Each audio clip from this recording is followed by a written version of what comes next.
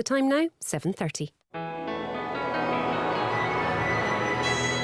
Every morning, Radio Orkney opts out of BBC Radio Scotland's national programme to broadcast half an hour of local news and features for our studios on Castle Street in Kirkwall.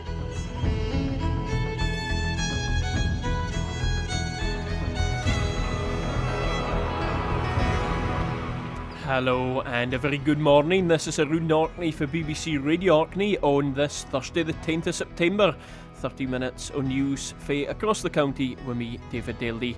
Coming up between now and 8 o'clock, climbing Everest without ever actually setting foot in the Himalayas. In the news today, Shetland votes to explore options for autonomy, calls to exempt farmers in the Isles for rules that ban the burning of plastics, the importance of ferry operators in getting key messages to people visiting Orkney, and the decline in Arctic skua numbers.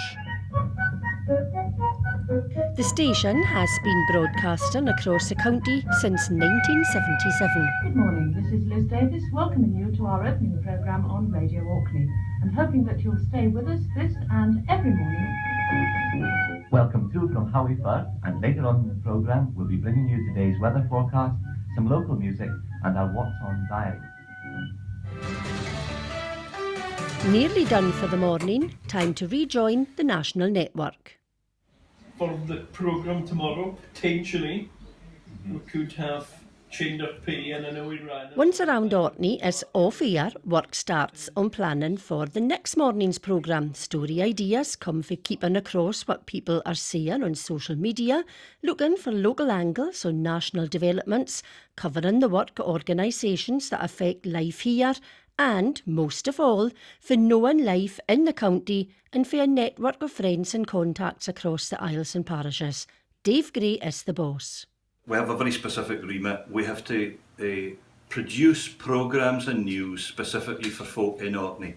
So that's easy in one way, because folk in Orkney that want to hear about news that everybody else in Scotland wants to hear about, what's happening. But the community programmes that we do are very, very special. They are tailored to fit in with the community. So we do agricultural programmes, we do traditional music programmes, we do culture programmes, archaeology programmes.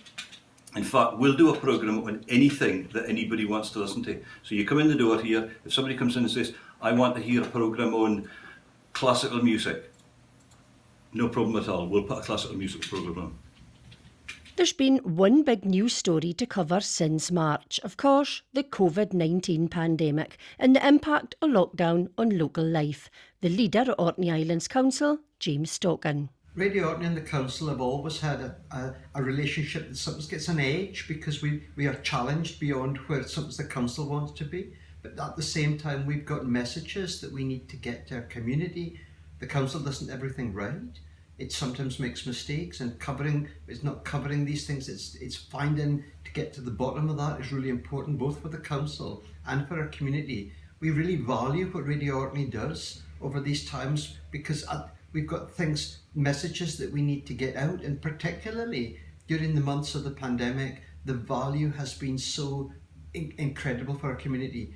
The work that's been done by the station, getting these messages out, working along with us, but still at the same time challenging when necessary, because that is the function and that gives us a good outcome for our community. It's 12:30 and that's time for the Radio Orkney Lunchtime News with me, Cara Sanderson.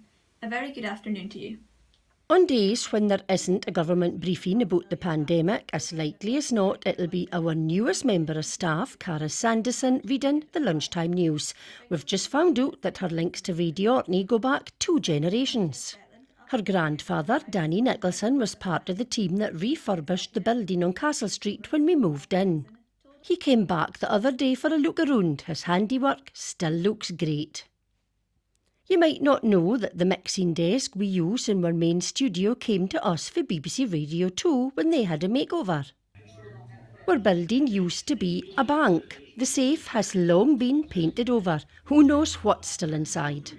And our back garden used to be Kirkwall's slaughterhouse in the 17th and 18th centuries. When archaeologists dug here, they uncovered a fearsome pig's jawbone, thanks to the UHI Archaeology Institute for the pictures. Please wish Bruce Esson a very happy birthday for today and Ralph Fotheringham on the 15th. Blair Douglas's New Island Waltz would be good for both of them, it says.